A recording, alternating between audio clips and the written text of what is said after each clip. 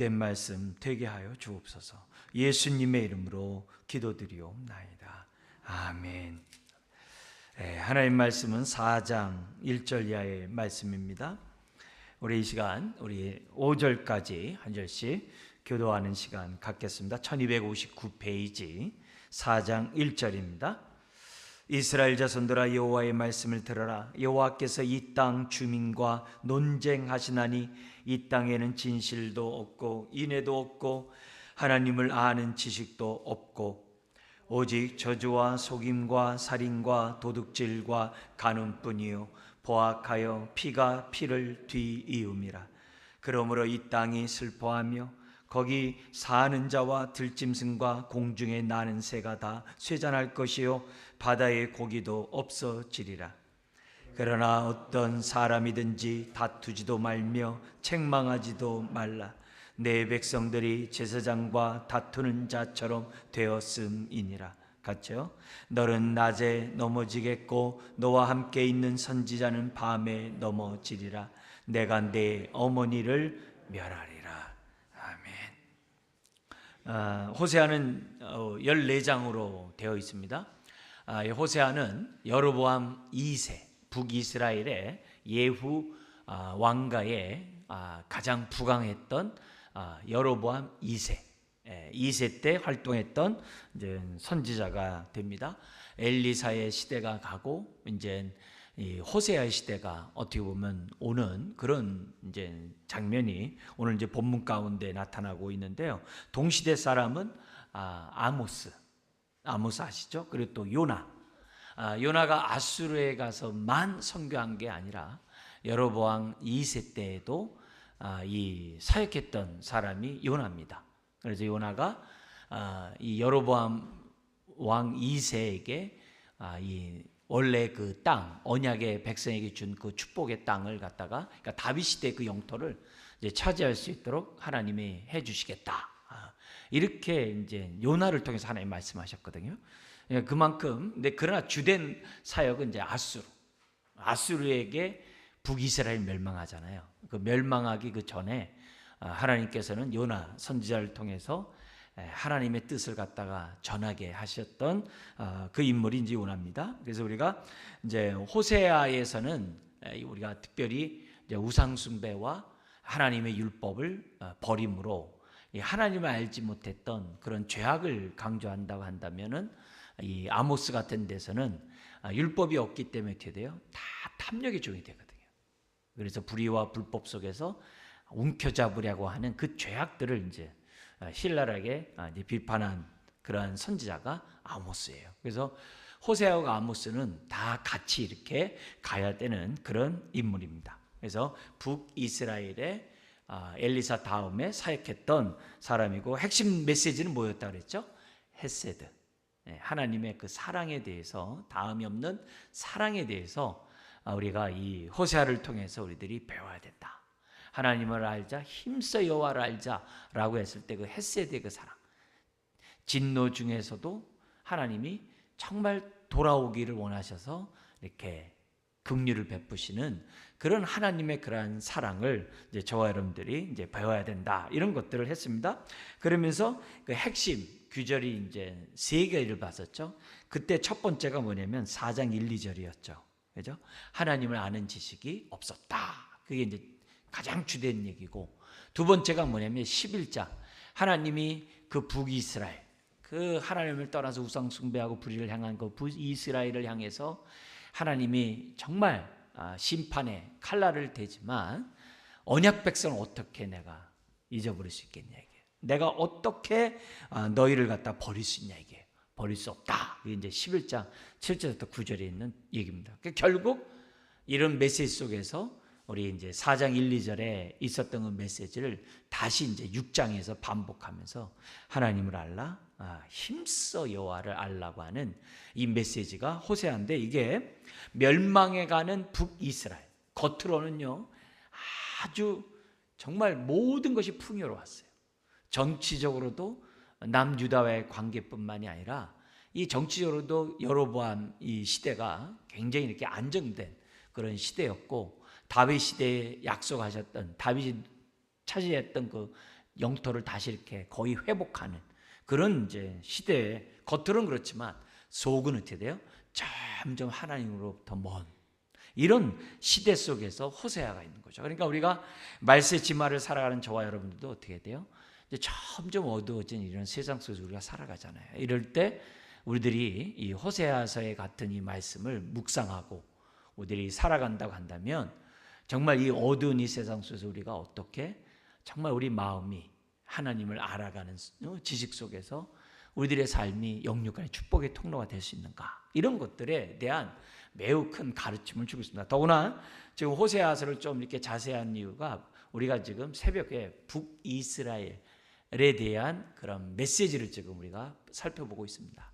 열왕기하와 역대기에서 지금 살펴보고 있는데, 이제 그런 가운데 그 배경이 되는 그런 이 메시지가, 그 상황이 이 호세아에, 그래서 우리들이 이제 호세아를 보면서 그 배경이 우리 새벽에서 보는 그런 말씀이거든요. 이제 그런 것들을 염두에 두시면 좋겠습니다. 크게 두 부분으로 나뉜다 했어요. 1장에서도 3장, 4장에서도 14장. 그래서 1장에서 3장은 그 신실하지 못한 그 이스라엘 백성과 하나님과의 그 관계를 호세아와 그의 고멜이라는 그 정말 음부와 다른 바 없는 그 부인과의 관계에서 호세아에게 뭘 개는 거예요? 그 부인을 통해서 뭐냐면 하나님의 마음을 알라는 거예요. 이스라엘 백성이 저렇게 우상숭배와 음행을 저지르는 그 마음을, 그 하나님의 마음을 호세아는 뭐냐면 알라고, 이렇게 이 호세아에게 강권적으로 그 고멜이라는 여인과 결혼해가지고 또 집 나간 여인을 데려오라고 하는 이런 모습을 하게 됩니다. 그래서 지난주에 제가 강조했던 게 우리가 호세아로 말씀하시는 하나님, 이게 왜 중요하냐면 우리들이 삶을 살아가는 데 있어서 보면, 왜 저 사람은 저렇게 정말 온갖 정말 남들이 겪지 않는 그 고통을 다 겪는가, 우리 이럴 때가 많이 있잖아요. 심지어 우리 자신에게 대해서도 왜 나는 남들이 겪지 않는 이 고통을 나 혼자 다 겪지, 이럴 때가 많이 있잖아요. 나는 왜 이렇게 운명이 이렇게 왜 이래, 뭐 이런 얘기들 많이 하지 않습니까? 근데 호세아의 말씀을 묵상하면 그런 경험들이 우리가 어떻게 돼요? 하나님이 그런 경험을 허락하신 데에는, 그리고 그런 경험 속에서도 내가 이렇게 살아남았다는 사실에서 하나님의 여호와, 호세아로 말씀하기 원하시는 하나님이 여러분의 그런 삶의 체험을 통해서 말씀하시는 하나님을 발견할 수 있다는 거예요. 그래서 그런 사람들이, 이 세상은 비슷비슷해요. 어려움을 겪고 있는 일들이 다 비슷비슷해요. 근데 나의 이런 독특한 경험이 그런 경험을 갖고 있는 사람들에게 정말 힘 있는 메시지가 될 수 있는 거예요. 그게 어디서 나오냐면 고린도후서 1장에서도 나와요. 바울이 온갖 고통을 다 당한 그런 상황이 뭐냐면 고린도후서에 나오잖아요. 그죠? 그래서 자기의 사도직을 증명하기 위해서, 변론하기 위해서 고린도후서를 쓰는데, 자기의 사도직에 대한 변론이 내가 사도로 부름받았다 이것만이 아니라 나 죽을 고비 나 다 넘겼다는 거예요. 정말 그리스도의 흔적 온몸에 남길 정도로 정말 나는 살소망이 끊어지는 고통의 삶을 살았다. 그 1장에서도 끝까지 나와요. 그러면서 1장에 뭐라 하냐면, 이렇게 함으로 지금 고난 중에 있고 위로가 필요한 자들에게 하나님의 위로를 전하는 메신저가 되도록 하기 위해서 나에게 이런 정말 살수만이 끊어지는 모든 고통을 자기가 담당하게 하셨다는 거예요, 하나님이. 그러니까 결국 뭐예요? 바울로 말씀하시는 하나님, 바울로 위로하시는 하나님. 왜? 모든 고통 바울같이 당한 사람이 없거든요. 그러니까 나도 그랬어.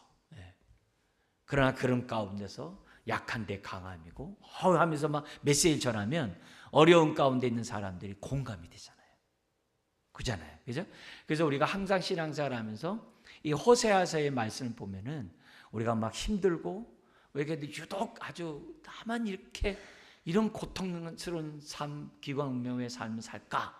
이런 생각이 들 때라도 호세아서를 통해서 우리가 하나님을 만난 사람은 뭐냐면, 나를 통해서 이루시고자 하는, 또 뭐예요? 말씀하고자 하는 하나님의 뜻이 있구나, 이렇게 받아들이게 돼요.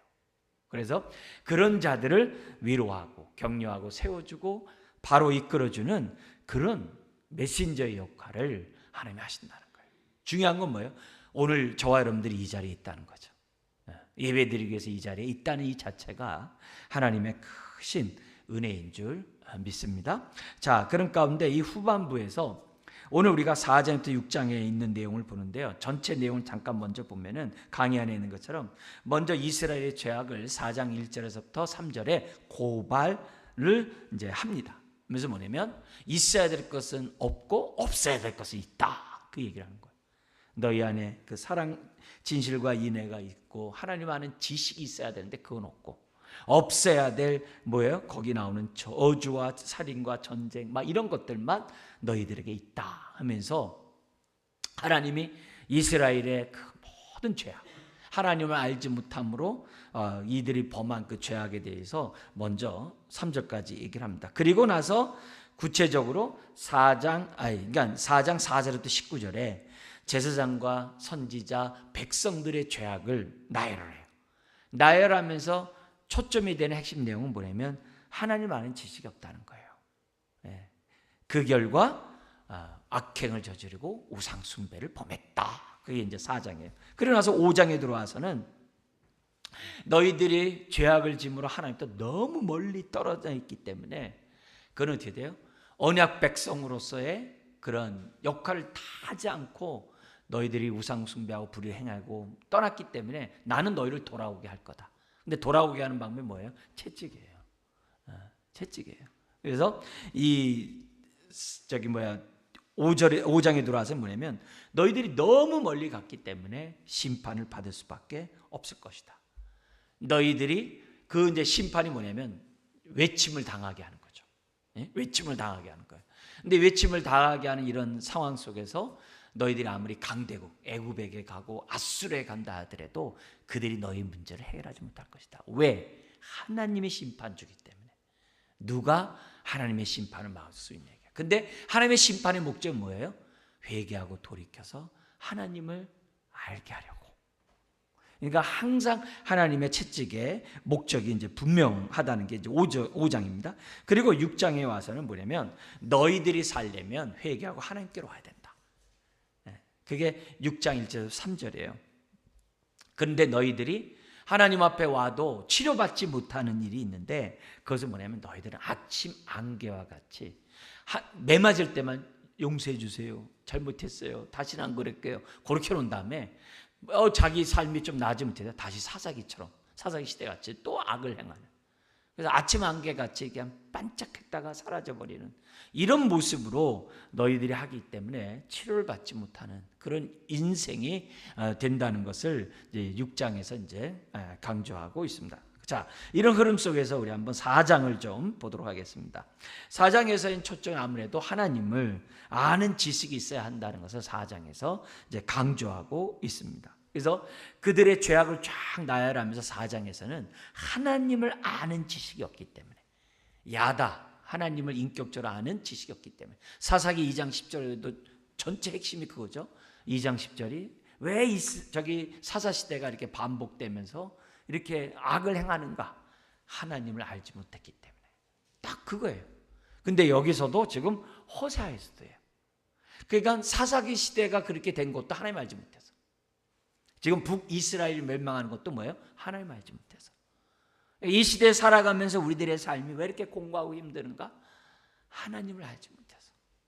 그와 연관이 있다는 것을 우리들에게 가르쳐줘요. 그래서 하여튼 교회는 하나님을 알려주고 또 어떻게 돼요? 또 알아가고 피차 가르치고 권면하면서 자라가야 되는 것이 교회예요. 누구에 대해서 자라가야 돼요? 하나님을 아는 지수에 자라가야 되는 것이 교회다. 우리가 예배를 드릴 때나 소그룹 모일 때나 사람들끼리 둘둘이 모여서 얘기하거나 항상 하나님의 말씀이 우리가 나누는 그런 축복, 요한일서 1장에 있는 것처럼 그 사귐의 그 축복을 우리들이 이제 누려야만 한다는 거죠. 자, 그러면서 우리 1절부터 5절까지 우리가 읽었는데요. 거기 보면은 하나님은 죄악 가운데 있는 이스라엘과 지금 논쟁을 하기 시작합니다. 근데 중요한 거는 뭐냐면 너희들이 있어야 될 것은 없고 없어야 될 것은 있다라고 얘기했잖아요. 초점은 뭐냐면 1절에서 하나님이 그들에게 말씀하셨다는 거예요. 이게 은혜예요. 우리가 하나님 말씀 안 하면 어떻게 돼요? 그건 내어버려 두세요. 그건 끝난 거예요. 차라리 하나님께 매 맞고 끝나는 게 나아요. 매 맞는 게 100번 나아요. 매 맞지도 않고 이유도 모르고 매 맞다 끝나버리는 거는 이건 완전히 이건 끝이에요. 끝. 그런 의미에서 하나님이 말씀하신다는 이 사실 자체가 은혜라는 사실을 잊어서는 안 돼요. 아직 기회가 있다는 거예요. 아직 기회가 있다는 거예요. 여러분들이 이 자리에 나와서 예배를 드리고 하나님의 말씀을 경청하고 하나님의 말씀을 마음에 새기려고 한 그 마음이 있다고 한다면 기회가 있는 거예요. 내가 아무리 어려운 가운데 있다 할지라도 기회가 하나님이 나에게 이처럼 주셨다는 거죠. 그래서 하나님은 항상 어떤 일을 할 때 이거 내가 했다 이런 적이 없어요. 먼저 말씀하고 행하세요. 우리가 이제 이 구약의 3대 절기가 있고 그 신약에서 그 이루어지잖아요.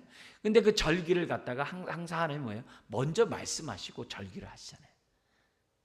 왜 그래요? 다 그것을 향해서 하나님이 뭐야? 뜻이 있다는 거거든요. 그래서 오늘 우리가 이제 이 성령 강림절을 우리가 이제 기다리고 있잖아요. 그런 성령 강림절을 우리가 바라볼 때 그게 어떻게 돼요? 여호와의 절기가 돼야 되거든요. 그냥 날이 아니라 하나님의 뜻하심 속에서 이루신 정말 그 구원의 날이잖아요. 그래서 그 성령의 강림절을 할 때 이게 여호와의 절기가 되도록 우리는 어떻게 되면 하나님 이걸 통해서 하나님의 이루신 뜻이 뭐고 이런 것들을 통해서 우리가 알아야 될 하나님의 뜻과 마음이 뭔지를 깨닫게 달라고 하는 그런 마음을 가지고 우리들이 정말 오순절을 우리가 이 성령 강림절을 우리가 기다리고 준비한다고 한다면 그거는 여호와의 절기가 되는 거죠. 한 날이 아니라 그만큼 은혜가 된다는 거죠. 그리고 하나님 미리 하신 다음에 지금 뭐냐면 심판을 그들이 당했을 때 어떻게 해야 돼요? 이거 주께로부터 왔네. 그렇다면은 주님이 돌아올 길을 주셨으니까 주님이 말씀하신 대로 내가 회개하고 돌아서야지. 이런 깨달음을 주시기 위해서 항상 하나님께서는 먼저 말씀하시고 행한다는 거예요. 이게 이제 아멘인 거죠. 그래서 이들이 하나님에 대해서 알지 못했던 가장 이 핵심적인 예는 뭐냐면 하나님을 우리가 알아가는 그 내용 중에서 뭐냐면 진노 중에서도 긍휼을 베푸시는 하나님, 언약 백성을 진멸하지 않게 하시는 그 하나님에 대해서 그들은 배워야만 했는데 그들은 잘 몰랐다는 것이 이제 본문 안의 내용입니다. 자, 우리가 여기서 2절까지 있어야 될 것은 없고 없어야 될 것은 있는 그 모습을 우리 아까 봤고요. 그 결과 3절에 그 땅이 같이 한번 읽을까요? 3절이요. 그러므로 이 땅이 슬퍼하며 거기 사는 자와 들짐승과 공중에 나는 새가 다 쇠잔할 것이요 바다의 고기도 없어지리라. 이건 마치 아담과 하와가 선악과를 따먹으로 인해서 이 땅에 가시와 엉겅퀴가 나오는 것처럼 이 땅에 어떻게 돼요? 사람이 범죄함으로 세상이 참 힘든 거예요. 세상이 정말 여러모로 이 세상이 정말 이게 가시와 엉겅퀴가 나고 모든 것이 다 쇠잖아. IMF며 이런 건 아무것도 아니에요. 이런 건 아무것도 아니에요. 그런 일들이 결국 뭐냐면 그런 죄악된 행동을 했기 때문에 뭐가 있어야 되는데 없었어요? 진실과 인애와 하나님을 아는 지식은 있어야 되는데 그건 없고 막 진실하지 않고 막 그냥 부정을 얘기하고 인애 이런 부분 어떤 그런 사랑이 하나님의 헤세드의 사랑이 인애로 나오는데 그 헤세드의 사랑이 있어야 되는데 그런 것이 없고 그러니까 삶이 어떻게 돼요? 자기 정과 육신대로 사는 것만이 있다는 거죠. 그 결과 자연이 피폐해졌다는 것을 이제 우리들에게 보여줍니다. 그런데 더욱더 가관이 4절 5절에 나와요. 여기 보면은 이 백성이 제사장과 다퉈요. 근데 이 다툰다는 이 말이 뭐냐면 그 속에 뭐가 있냐면요. 네 책임이다라는 거죠. 모든 책임이 당신 때문이라는 그런 의미가 포함되어 있는 거예요. 그러니까 당신 때문에 잘못된 거야. 당신만 잘했으면 이러지 않았을 거야 하면서 나라 전체가 뭐냐면은 백성과 제사장과의 그런 다툼, 특히 백성이 제사장에 대해서 불만이 너무 많다는 거예요. 이후에 그 내용들은 뭐 다 담을 필요가 없이 어쨌든 간에 지금 뭐냐면 자신들이 하나님을 아는 지식이 없기 때문에 이런 어려운 일들을 겪고 있는데 누구 탓하냐 이거죠. 하나님께 돌아올 그것은 생각하지 아니하고 결국 5절에 그렇게 탐만하다가는 거기 뭐라 그래요? 너는 낮에 넘어지겠고 제사장은 낮에 망하겠고 선지자는 밤에 망할 거다. 그러면서 뭐냐면 하나님이 내 어머니를 멸하겠다. 여기 어머니 이스라엘 말하거든요. 북이스라엘이 멸망한다는 거예요. 결국 너희들 다투지 말고 너희 둘 다 때문에 이 나라가 멸망할 것이라고 지금 하나님이 말씀하고 있는 거예요. 그래서 이런 것들을 보면은 이 은혜가 없는 그 집단에는 항상 정죄함이 있거든요. 누구 탓만 하거든요. 은혜가 없는 그 마음도 똑같은 거거든요. 집안도 마찬가지고 교회도 마찬가지예요. 어디에서 누구 탓이라는 그 순간에 진흙구덩이에 있구나 이렇게 생각하면은 빨리 벗어날 수 있는데 모든 책임은 당신이 져야 돼 이런 식으로 얘기하면은 이거는 뭐예요? 하나님을 아는 지식도 없고 뭐도 없는 거예요? 진실도 없고 인애도 없는, 오히려 정죄만이 있는, 그럼 같이 어떻게 돼요? 비참망하게 되는 그런 일이 있다는 것을 하나님이 먼저 말씀하고 있습니다. 그래서 어느 집단, 지금 우리나라 정치 이렇게 현안들 이렇게 보면은 서로 탓하고 막 그러잖아요. 뭘 보는 거예요? 야, 망하겠구나 이런 생각이 들죠. 그러니까 이런 속에서 우리들이 기도해야죠. 하나님, 우리 그리스도인들이 진실과 인애와 하나님 아는 지식으로 정말 무장해 주십시오. 기도하지 않을 수가 없는 지금 상황인 것 같아요. 자, 그러면서 6절부터 10절에 나온 얘기가 뭐냐면 왜 이렇게 되느냐 그 원인을 얘기합니다. 뭐냐면 그 원인을 이제 하나씩 얘기하는데 우리 한번 6절 한번 같이 읽겠습니다.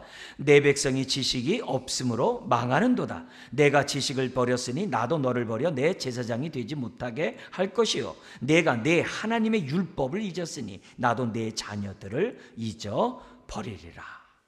그러니까 여기 한절은 하나님에 대한 지식이 없는데 그 원인을 보니까 제사장이 말씀을 버렸대. 오늘날로 얘기하면 목사를 비롯한 말씀을 가르쳐야 될 사람들이 이렇게 돼요. 말씀을 버렸대. 그럼 양이 어떻게 되어 있어요? 이건 뭐 기름진 양이 아니라 꼬질꼬질한 양이 될 수밖에 없겠죠. 그러니까 너희들이 말씀을 버렸다는 얘기는 뭐예요? 하나님을 버린 거거든요. 오늘도 우리들이 하나님 말씀 앞에 이렇게 경청하고 마음을 여는 그 이유는 하나님을 알고자, 하나님을 가까이 하고자 오늘도 우리가 예배 드리는 줄 믿습니다. 이런 자세가 우리에게 있어야 되는데 그게 없었다 이게. 그리고 나서 이 7절 8절에 보니까 제사장이 그럼 왜 말씀을 버리게 됐느냐? 7절 8절에 보면은 특히 8절에 보면 백성의 속죄 제물을 먹고라는 말에 주목해야 돼요. 이게 뭐냐면 우리 이런 말 있죠. 제사보다 제사밥에 관심이 있다고. 그 당시 제사장이 뭐냐면은 제사를 드리고 나면 일부를 드린 다음에 나머지 제사장이 가졌거든요. 그런 제물이 있거든요. 그러니까 다른 게 아니라 제사를 드리러 오는 사람에게만 관심이 있어가지고 그 뭐예요? 송아지 뒷다리만 올리고 나면 나머지 예를 든다면은 자기가 가질 수 있는 그런 내고 얼마든지 자기가 빼돌리고 자기가 불을 축적할 수가 있잖아요. 그러니까 제사의 제물에 침만 흘리고 있다는 거예요. 공동 번역에서는 침 흘리고 있다 이렇게 번역을 했어요. 그러니까 주객이 전도된 그런 모습으로 제사장이 갖고 있으니까 결국 어떻게 돼요? 제사장이 말씀을 버릴 수밖에 없는 거죠. 이게 말이 안 되는 거죠. 그러니까 나라가 부패하면은 제사장이 많으면 나라가 부패한단 말이 있어요. 그래서 우리들이 지금 막 신학교에 불과 1, 20년 전만 해도 신학생들이 많아가지고서 남은 인원들이 다 뭐냐면 우리 빨리 통일돼야죠. 북으로 가겠다, 뭐 저 어디로 가겠다, 막 선교로 갔다, 막 이런 것들을 많이 했어요. 지금 신학교가 다 미달이에요. 미달 속에서 있는 이런 모습을 보면은 이거 시대가 이상한 거 아니야? 이렇게 생각할 수도 있지만 뒤집어서 얘기해서 생각해 볼 수도 있는 여지도 있는 거예요. 왜냐면 걸러지거든요. 인기가 없을 때 신학교에 들어온 사람들이 진짜일 수가 있잖아요. 오히려. 그래서 일당백을 얼마든지 할 수 있잖아요. 그죠? 그런 의미에서 볼 때 우리들이 여러 가지 다 우리가 어떤 시각에서 보느냐에 따라서 다를 수 있다는 것을 보게 돼요. 어쨌든 여기 제사장이 왜 말씀을 했느냐? 자기의 떡고물에 관심이 있었기 때문에 그렇게 했다는 거예요. 자, 그러면서 9절 10절 제사장이 이러니까 백성 어떻게 되겠어요? 거기가 9절에 장차는 백성이나 제사장이나 뭐예요? 동일하다. 그래서 그들의 행실대로 하나님이 심판하겠다고 그러고 10절 한번 읽어볼까요? 그들이 먹어도 배부르지 아니하며 음행하여도 수요가 늘지 아니하니 이는 여호와를 버리고 따르지 아니하였습니다. 놀라운 것은 하나님을 섬긴다면서도 이럴 수 있는가? 얼마든지 그럴 수 있다는 것을 하나님이 먼저 지금 말씀하고 있어요. 그리고 나서 백성의 죄에 대해서 구체적으로 얘기를 합니다. 뭐라고 얘기하냐면 11절 15절에 그들이 우상 숭배와 불의에 빠져 있다라고 지적을 해요. 제사장은 말씀을 버리고 떡고물에 관심이 있다고 한다면 이 백성의 죄는 뭐냐면은 우상 숭배에 낙을 즐겨요. 그게 11절부터 나오는데요. 같이 11절 읽어볼까요? 음행과 묵은 포도주와 새 포도주가 마음을 빼앗느니라. 지금 여기 뭐냐면 가나안 땅에서는 지금 뭐냐면 이 포도주 이 생산이 뭐와 연관되어 있냐면은 포도주 신이 포도를 풍성하게 했다라고 그래가지고 그들의 수확물을 갖다가 거기 뭐예요? 바알에게 아세라에게 바치는 우상숭배를 하고 있었어요. 근데 그 우상숭배가 첫 소산물을 갖다가 바치는 게 아니라 같이 포도주를 즐기는 거 마시는 거예요. 그리고 그 이교도고 성전에 있는 동남 동료들과 음행을 저지르는 거예요. 그러니까 그런 죄악을 범하는데 어떻게 해야 돼요? 마음을 빼앗겼어요. 여러분 죄악에도 낙이 있는 걸 아시잖아요. 그죠? 근데 잠시 죄악이 낙이잖아요. 백성들이 우상숭배에 완전히 흠뻑 빠졌어요. 이거는 모압 평야에 있을 때 모압 평야에서 가나안 정복 들어가기 전에 모압 평야에 있을 때 어떻게 돼요? 모압 사람이 자기네 추수에 초대를 해가지고서 똑같은 짓을 해가지고 한순간에 하나님의 심판을 받는 그런 장면이 요단강 동쪽에 있었잖아요. 똑같은 일을 한 거죠. 그 일에 사람들이 뭐냐면 마음을 빼앗겨버렸다는 거예요. 그리고 나서 더 적극적으로 12절에 나무에게 묻는다는 얘기는 우상에게 묻는다는 얘기입니다. 그리고 나서 13절 14절에 우상 숭배와 음행을 똑같이 저지르고요. 심지어는 하나님의 영광의 자리를 갖다가 우상의 자리로 바꿔버려요. 그게 뭐냐면 15절입니다. 같이 읽어볼까요? 이스라엘아 너는 음행하여도 유다는 죄를 범하지 못하게 할 것이라. 너희는 길갈로 가지 말며 벳 아웬으로 올라가지 말며 여호와의 사심을 들고 맹세하지 말지어다. 여기 길갈은 뭐예요? 여호와 이레 돌탑이 있는 곳이잖아요. 그죠? 하나님까지 지금까지 도우셨다는 여호와 이레. 가나안 정복에 있어서 본부가 있었던 데 길갈이잖아요. 근데 그 길갈이 우상 숭배 장소로 바뀌는 거예요. 벳 아웬은 베델을 말하거든요. 그 베델이라는 그 자세가 그 이름이 이 뭐냐면 여기 나오는 아웬은 뭐냐면 헛된 것의 집이라는 뜻을 바뀌어요. 우상 숭배의 자리. 하나님이 여기 과연 여기 계시거늘 하면서 야곱이 쌓았던 그 돌무더기가 어떻게 돼요? 우상 숭배 장소로 바뀌어 버리는. 이러면 안 되죠. 근데 그렇게 돼 버렸다는 거죠. 그러니까 이게 그들의 삶이 이러니까 어떻게 돼요? 다 뭐예요? 10절에 있는 것처럼 먹어도 배부르지 않도록 밑빠진 독이 생수의 근원이신 하나님을 떠나서 스스로 생수롭고자 웅덩이를 팠지만 그 웅덩이는 저축하지 못할 터진 웅덩이다 라고 하겠다는 거죠. 그죠? 그래서 이들은 죄를 범할 때 마지못해 범한 게 아니라는 거예요.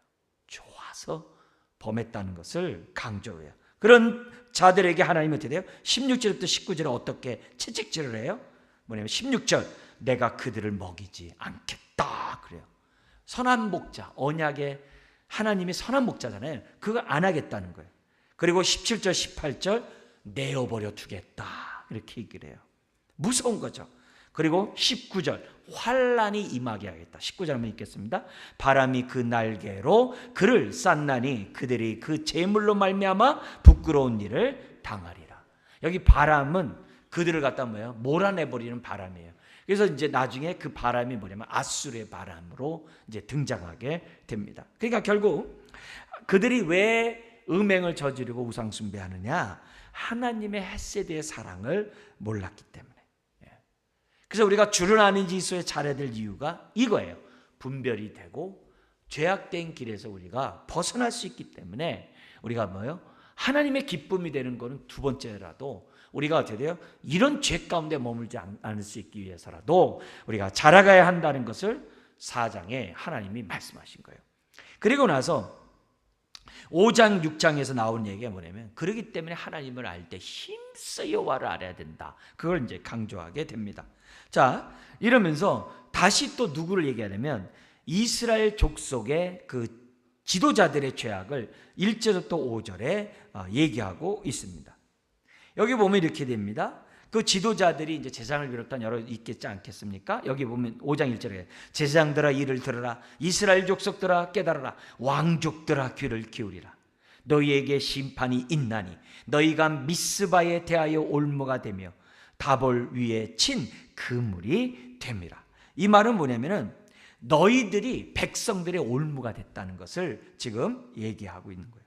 그러니까 백성들을 잘 지키고 돌봐야 될 그 지도자들이 오히려 뭐예요? 올무 역할을 해가지고 백성들을 갖다가 뭐예요? 아주 악의 구렁텅이로 빠뜨리고 있다라고 하는 거예요. 왜냐하면 백성들은 지도자를 따라가게 돼 있잖아요. 그잖아요. 제사장과 왕과 이런 사람들 따라가게 돼 있잖아요. 지금 그렇다는 것을 지금 하나님이 지적한 거예요. 왜 예수님께서 바리새인과 서기관들의 외식을 왜 지적을 해요? 따라가기 때문에 백성들이. 지금 그 얘기를 하고 있는 거예요. 그러면서 2절부터 5절까지는 뭐냐면 니들의 얼굴을 보니 그 얼굴이 하나님을 알아가기를 원치 않는 얼굴이라는 것을 니들 얼굴이 증명한다. 그게 2절부터 5절이 나오고 있는 거죠. 그래서 이 너희들이 이런 악을 행한 이유는 두 가지다. 3절에는 음행이고 5절에는 교만이다. 그러니까 너희들이 음행과 교만 때문에 결국 이런 사단이 났는데 그 핵심은 뭐냐면 4절에 있다. 이렇게 얘기하면서 뭐라고 얘기하냐면 두 가지를 얘기합니다. 한번 4절 읽어볼까요? 그들의 행위가 그들로 자기 하나님에게 돌아가지 못하게 하나니 이는 음란한 마음이 그 속에 있어 여호와를 알지 못하는 까닭이라. 하나는 뭐냐면 너무 그들의 행위가 죄악된 행위로 하나님 너무 멀리 가버렸어요. 하나님께로 돌아오지 못할 정도로 너무 멀리 죄악된 길로 가버렸어요. 그게 하나고, 왜 그랬느냐?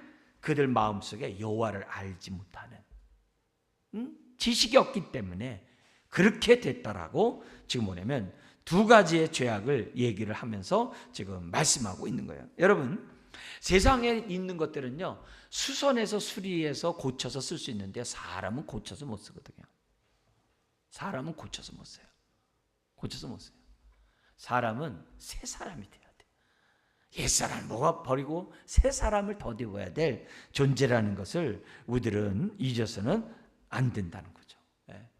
안 된다는 거죠. 그래서 우리가 새 사람을 입은 저와 여러분들이 정말 우리가 옛사람으로 갈 것이 아니라 날마다 새 사람 가운데 그리스도의 의의 옷을 입고 말씀에 순종하면서 살아야 한다는 것을 우리들에게 보여줍니다. 그들의 이런 죄악, 음행과 교만한 그 결과 결국 6절 7절에 어떻게 돼요? 하나님이 그들을 떠나겠다는 거야. 왜? 너희들이 나를 버렸기 때문에 내가 떠나면 어떻게 돼요? 언약의 축복에서 제외가 되는 거예요. 그 기업이 다 뭐예요? 하나님이 풀어버리는 그런 일이 있다는 거죠. 자, 그러면서 8절에서 또 15절에 에브라임과 베냐민이 남유다 쪽이겠죠? 에브라임과 베냐민에게 내린 경고가 있어요. 남유다에도 똑같은 이제 경고가 임하는데 뭐냐? 8절 9절은 뿔나파를 분다는 얘기는 전쟁이 이제 도래했다는 얘기거든요. 그러니까 뭐냐면은 어떤 경고에는 너에게 전쟁이 있을 거라는 거예요.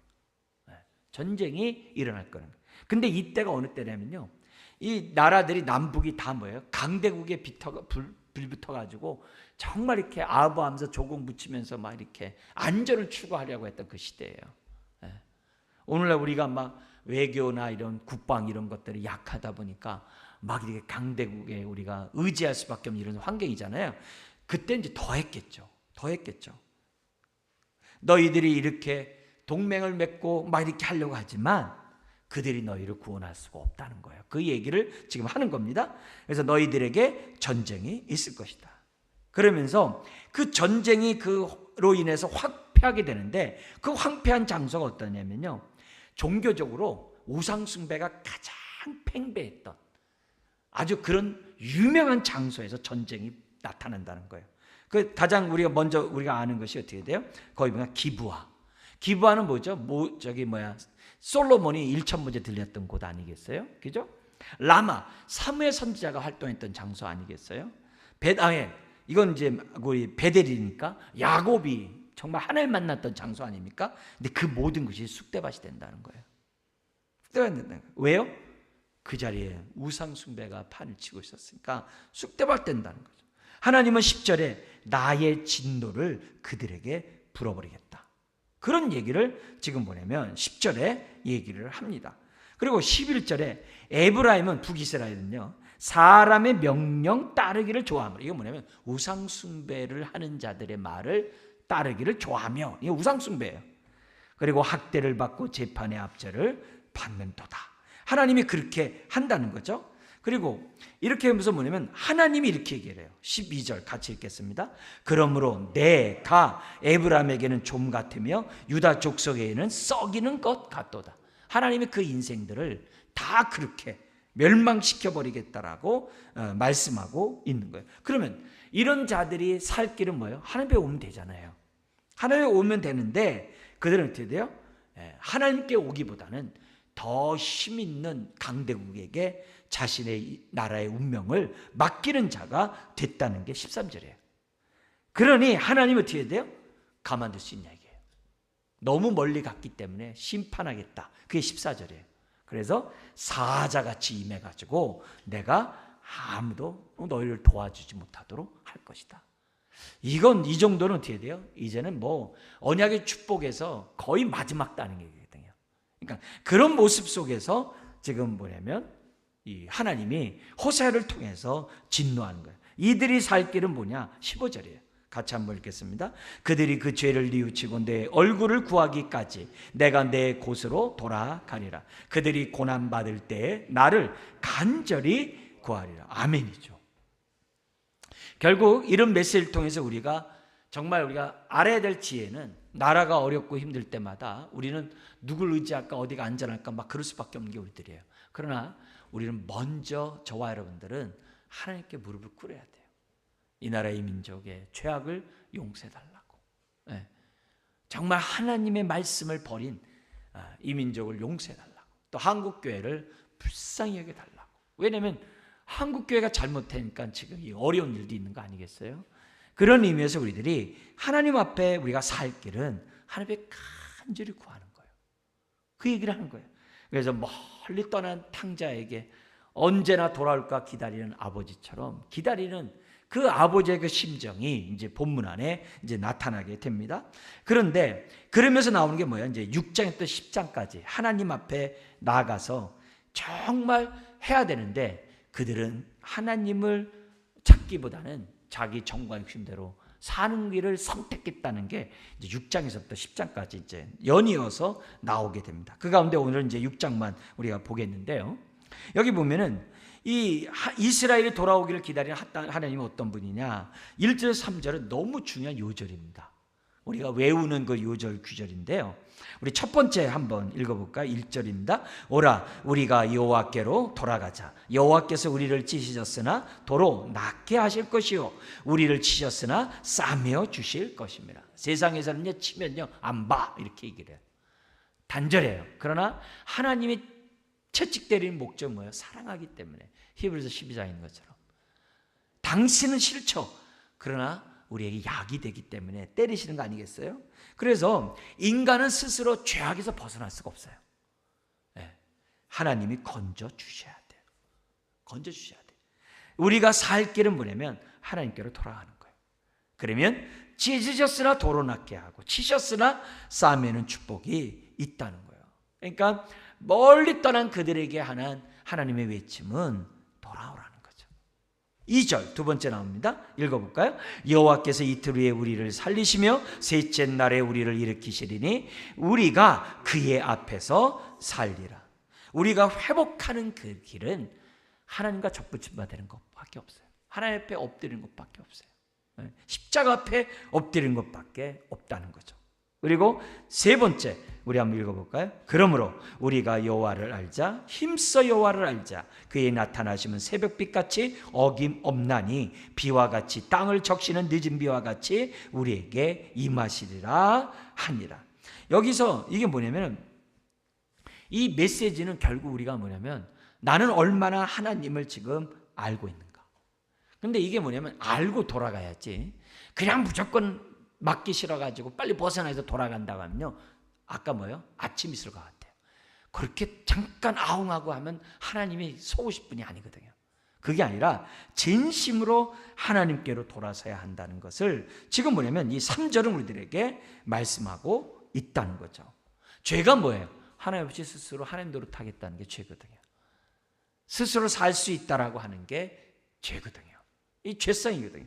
그러니까 지금까지 지내온 게 하나님의 은혜와 사랑인데 이걸 무시해버리고 우리가 다른 것으로 간다고 한다면 이건 아니죠.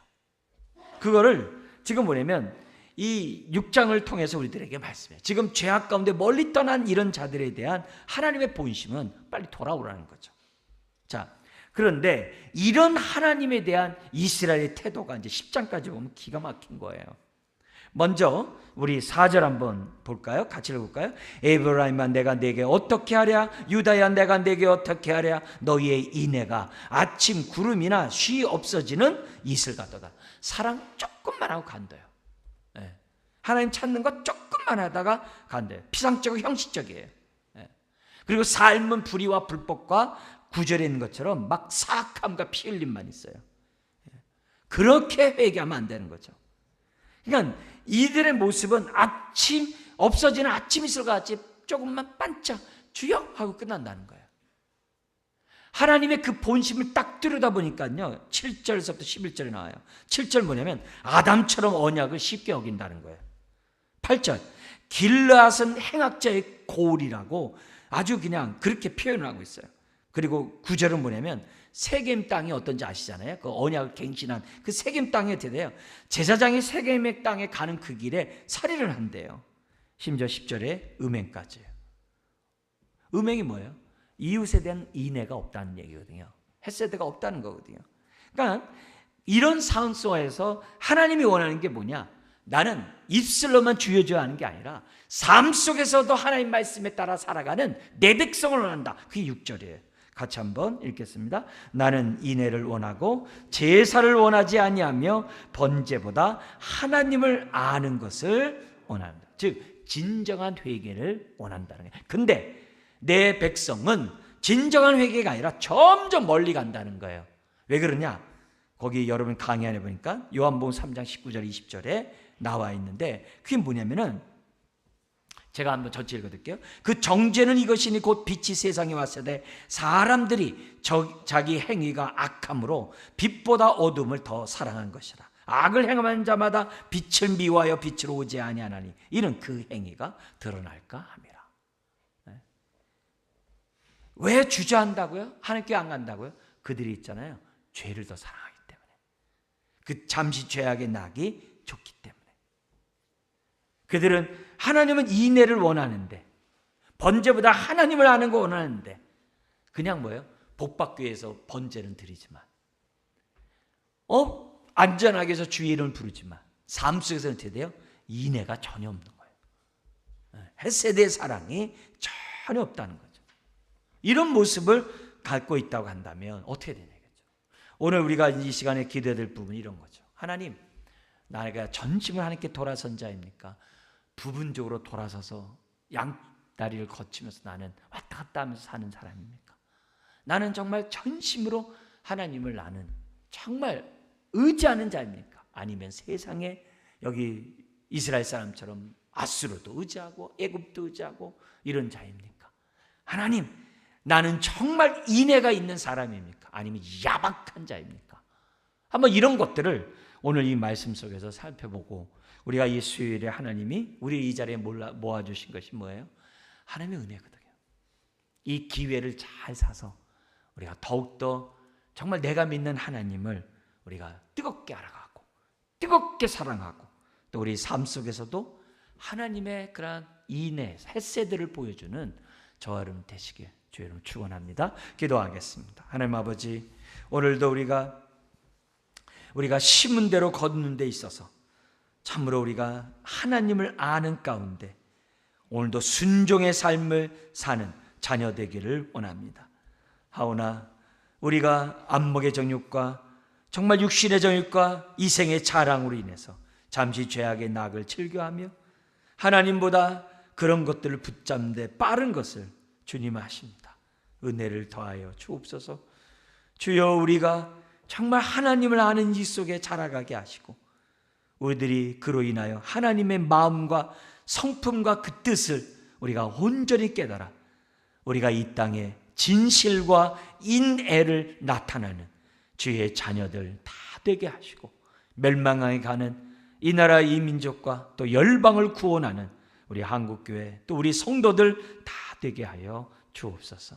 믿사오며 예수님의 이름으로 기도드리옵나이다. 아멘. 우리 함께 찬송하고 기도하도록